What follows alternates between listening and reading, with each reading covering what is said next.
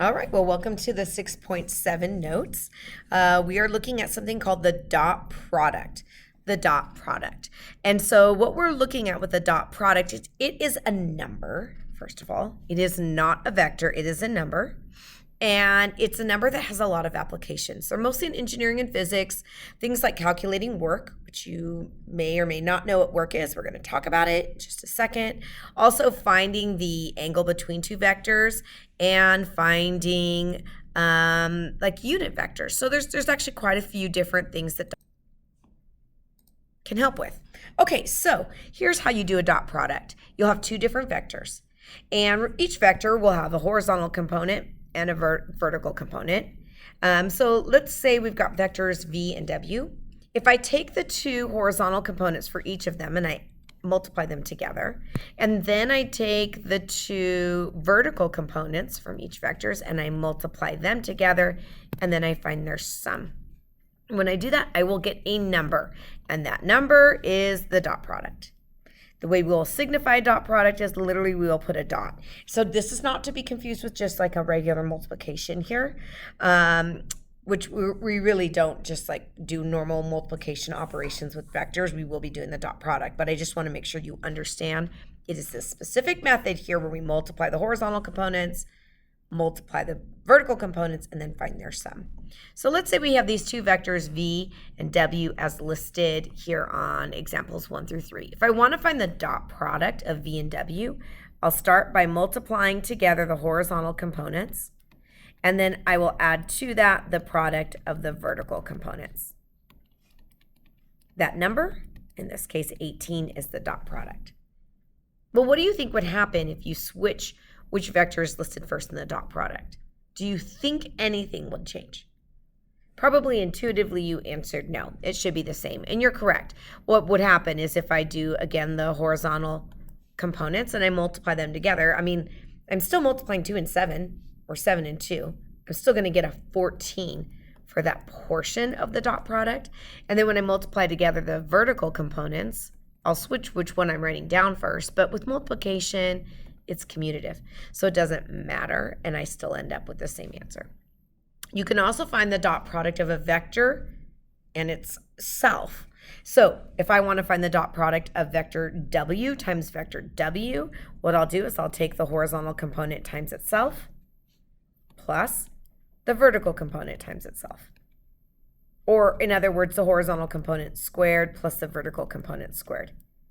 And you'll end up here with, in this case, 5. Well, this, by the way, doesn't that look a lot like magnitude? It's just the magnitude without the square root. So something that's true is that the dot product of a vector in itself ends up being the magnitude squared, which would just get rid of the square root symbol. There's some other properties here with dot products. If c is a scalar, just a constant or a number, and u, v, and w are vectors, these things below are all true. And so they're just kind of some manipulations of things that just felt like I should let you know about some of these, but they're not really things that we're going to take a deep dive into, but they just happen to be true. All right, work. When we're talking about work, the question that you might have is, what is work? Work is energy, basically. It's like how much energy is expended to do something, And so when we're talking about the work formula, there are more than one sets of formulas for calculating work. One of them even has a dot product, which is why it's in this section. However, we're giving you a very simple, straightforward formula because it's just the easiest one to use. Let's say F is a force. Now, forces are often measured either in pounds or in something called newtons.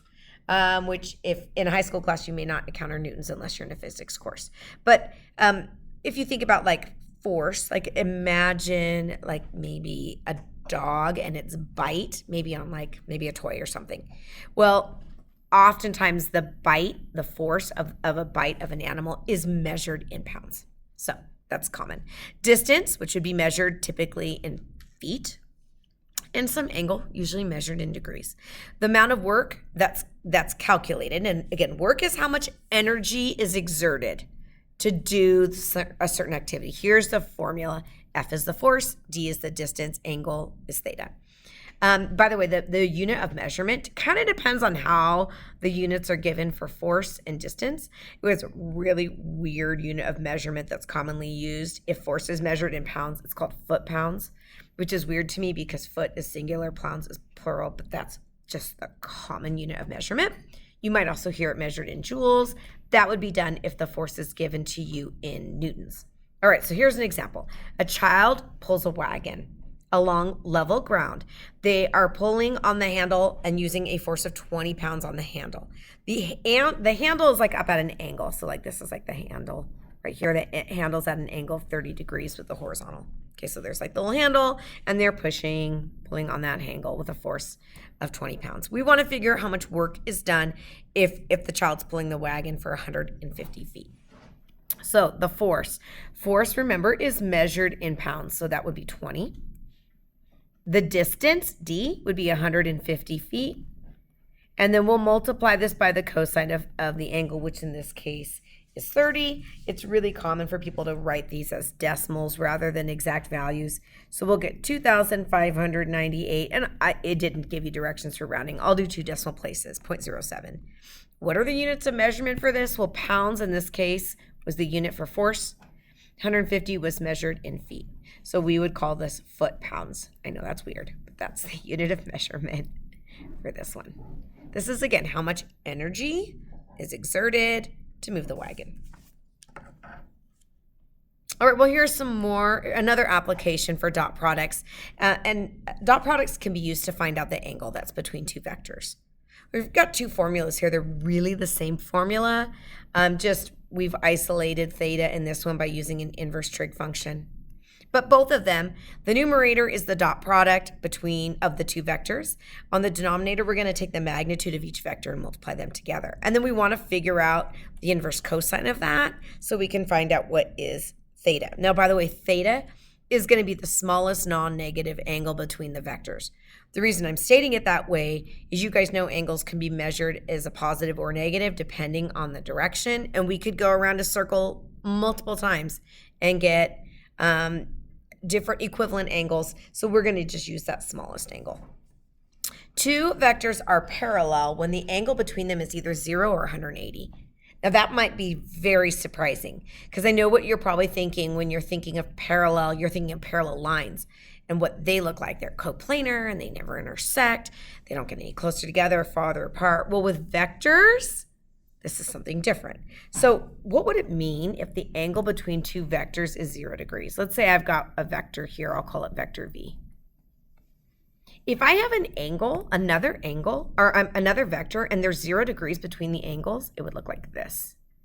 Vectors V and W in this diagram are parallel.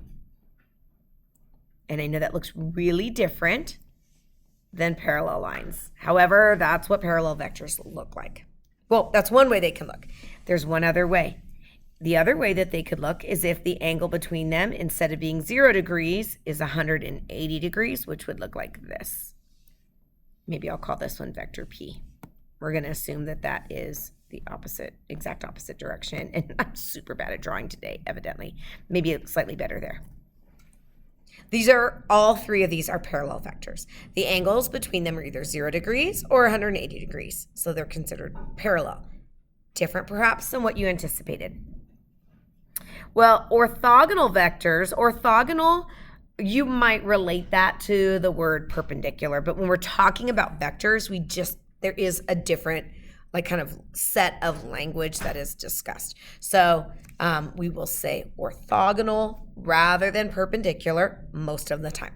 Every once in a while, you'll hear somebody say perpendicular. We'll see that on the next page, but most people use orthogonal. 2 vectors are orthogonal if the angle between them is 90 degrees. So let's say this is vector V and this is vector W. And if the angle between them is exactly 90 degrees, then they're orthogonal.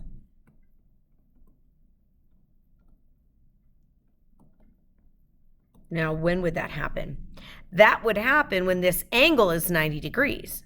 Well, in order for us to have an angle of 90 degrees, we need to take the inverse cosine of something that would give us 90.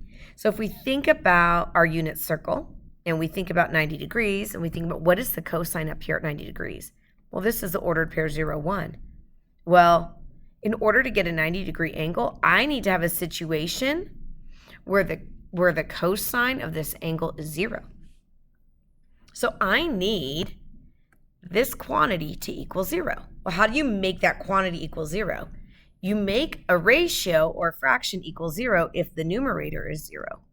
If that right here is 0, then we take the inverse cosine of 0 divided by some non-zero number. We're going to use only non-zero vectors here.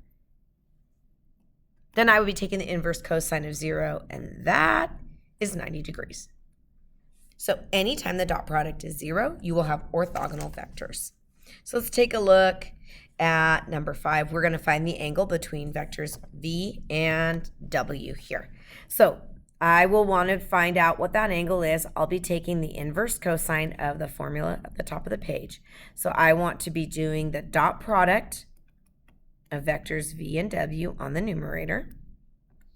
And then I want to divide that by the magnitude, the product of the magnitudes of these vectors. That's what I'll be doing.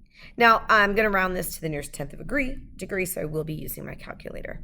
All right, so on the numerator, the dot product, I'm going to multiply together the horizontal components. 4 times 1 is 4, and add to that the product of the vertical components. So I'll end up on the numerator with a -2. On the denominator, I'm going to multiply together the magnitudes of each vector. So the magnitude of v, I feel like I've done this one a lot so far on this unit. I'm stuck in a rut, I guess. That would end up equaling the square root of 25, which is 5. The magnitude of w, if I use the magnitude formula, 1 squared plus 2 squared, and the square root of that would be root 5. And I'm going to multiply these together. This is not a dot product. This is just a normal product here. These are already just numbers, so we're just multiplying them together. So if I use my calculator, and I'm going to make sure my calculator is in degrees, and I do the inverse cosine of this quantity, I will get around 100.30. I'll round that to 100.3 because of the way the directions are written, degrees. And that's how big this angle is. Sorry. Didn't realize that was already written there. All right, example 6. I want 2 more vectors, v and w. Different components here than the previous example, and I want to see if they are orthogonal or not. Well, remember, if they're orthogonal, I want to end up with a 90-degree angle. Same formula, where I'm going to be taking the inverse cosine of the dot product of the vectors divided by the product of their magnitudes. Now, in order for me to end up with a 90-degree angle, what I would need to take the inverse cosine of the number 0. That's the goal. And the only way I can make this quantity here equal 0 is if the numerator is 0. So really what I'm trying to see, what this question is really asking, is the dot product equal to 0? That's really what we're finding out. If it is, then these are orthogonal. If it is not, then they are not. So anytime 0 is divided by a non-zero number, I get zeros. The inverse cosine of 0 is 90. So that's the whole idea that I'm trying to do. So let's just calculate the dot product. So the dot product here would be 2 times 6, which is 12, plus 3 times -4, which is -12. It is indeed 0. So the angle between them will be 90 degrees because I'll be taking the inverse cosine of 0. So yes, these vectors are orthogonal, or in other words, they are perpendicular to each other. Another application of the dot product is called the vector projection. Like, what does it mean to project something? Like, if you have a projector, you've got this like tiny image, I think old school, like maybe on a film or something like that. And then it is projecting that image and putting it onto a wall or a screen. Our eyes actually, our lenses in our eyes are actually projectors, just kind of an interesting idea. And this information below is actually taken from a website. I've got it cited on here. They use the word perpendicular rather than the word orthogonal. So I'm going to encourage you to use orthogonal, but I thought it was such a good description that I didn't want to not use it. But projecting one vector onto another asks this question and gets us an answer. How much of one vector goes in the direction of another vector? So basically down below on this picture, let's say I've got some vector v, and it's going in a different direction than some other vector u. U is this black one on here. Well, v could be divided up into two different vectors that are like two component vectors, where one of them is parallel to you. And remember, parallel means going in the same direction here, where the angle between them is 0 or 180, in this case 0. And another vector component is going to be going orthogonal or perpendicular to you. And the one that is going in the same direction as you, the one that is parallel here, the 0-degree angle or 180-degree angle between them, is called the vector projection. So this right here, this red vector is the vector projection. And often we'll be asked to find that. So your answer will be a vector that you're finding. So let's say I have two vectors, v and w. The vector projection of v onto w is this formula right here. V is projected onto w, and it would look like this. We would do the dot product divided by the magnitude of w squared. That's this one right here. The one on the bottom here is the one on the denominator. And then we would multiply that. This will be a number. We're going to multiply that number times vector w. This is not another dot product. We're not going to have a vector times a vector. We're going to have a scalar. This will be a scalar. This will be a number when we're all done right here. And that number will distribute onto vector w, and it'll give us the length, or it'll give us a vector that is parallel to w in this case instead of u. So going in that exact same kind of 0-degree or 180-degree direction or opposite direction. All right, so let's take a look. Let's say I've got two vectors. V is at 2i minus 5j. W is at I minus j, and I want to find the vector projection of V onto W. So I want to find the projection of V onto W. So what I'm going to be doing is I will take the dot product on the numerator, and then I will do the magnitude of W, quantity squared, which basically just means I won't use the square root, and I'll multiply all of that by vector W. All right, so let's try it.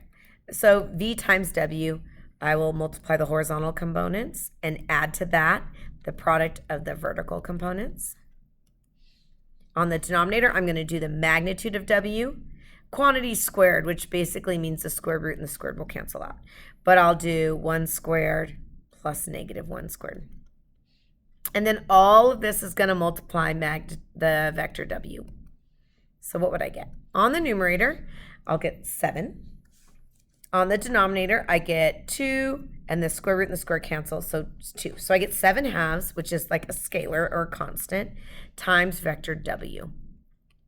Well, vector W is basically, now I'm going to distribute that 7 halves into vector W. So the projection would be 7 halves I minus 7 halves j. What does all of this mean? I thought maybe a picture would be helpful here. Okay, let's see if we can figure this out. Vector V is going 2 units to the right and 5 units down. This is vector V. Vector W is going 1 unit to the right and 1 unit down. That is vector W. Maybe I'll move my notation. I'm going to move my labels to the end of the vector. That's a little uncommon, but I'm just going to move them there. Usually they are written along the actual directed segment. So this is a little bit weird, but I'm just trying to make sure that you guys can understand what I'm drawing, that this picture doesn't get too crowded. I'm going to take off those horizontal and vertical components. So this would be vector W. What this is saying is that there is a vector that's 3.5 units minus 7.5 units, because 7 halves is 3.5. So 3.5 units this way and 3.5 units down this way. That would be called vector J. or this would be vector like V. Often we call this, or the projection. This is just my projection vector. I'll make it this pink color. This is the projection.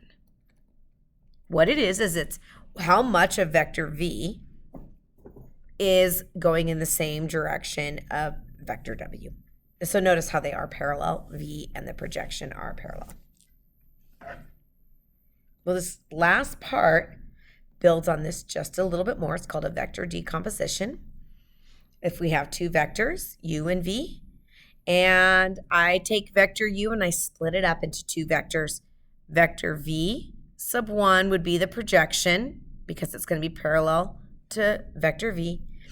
I think this should be vector V sub 2. Sorry, that's a typo on my part.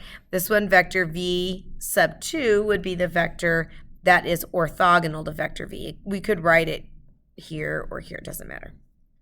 Okay, but it needs to be orthogonal. Usually it'll be written there. And there's a 3D visualization that I can't show you because of copyright stuff, but you could take a look at that yourself. So the vector components of U, V sub 1, V sub 2 are the vector components of U. If you put them together, they are the vectors that would be equivalent to U. And then basically if I add them together, okay, if I add together V sub 1 and V sub 2. So if I want to find what they are, V sub 1 is the vector projection. Notice how it's the one that's parallel to V. And V sub 2 could be found by subtracting from U. Let's see. This should be U. Right here. All right, so let's just take a look at this next one. So I've got two vectors. These are actually, by the way, this is the same vectors as example 7. They are the same ones. So we want to decompose V into two vectors, V sub 1 and V sub 2. And we want V sub 1 needs to be parallel to W. In other words, V sub 1 is the vector projection that we did of V onto W, and it's from the previous example. And so V sub 1 is 7/2 I minus 7/2 J. Okay, so when we did the vector projection, we found the horizontal component vector for V. We want the other one to be orthogonal to W. You could probably oh my gosh, do I need to use that formula, finding the angle? No, you actually don't. What we will know is that V sub 1 and V sub 2 have to add up to be V. So V sub 2 can be found by removing V sub 1 from vector V. Kind of lost my notation there. So V sub 2 is the other one that I want to find. If I subtract from vector V, so I have 2I minus 5J, there's vector V, and I subtract from that vector 1, which was the vector projection, I can get my final answer. Now, what I'll do is I'll just rewrite these with the common denominator. That was 2I. I'll write it as 4/2 I just to make the subtraction easier. I'll rewrite 5 as 10/2 J. So vector 2, V sub 2, would be 4/2 I minus 7/2 I. When I combine those like terms, I'll get negative 3/2 I. And now I have negative 10/2 J. And then if I distribute this minus, this would be plus 7/2 J, which would be minus 3/2 J. They aren't, by the way, always the same numbers. It worked out that way in this particular problem. All right, that is the end of the notes for 6.7.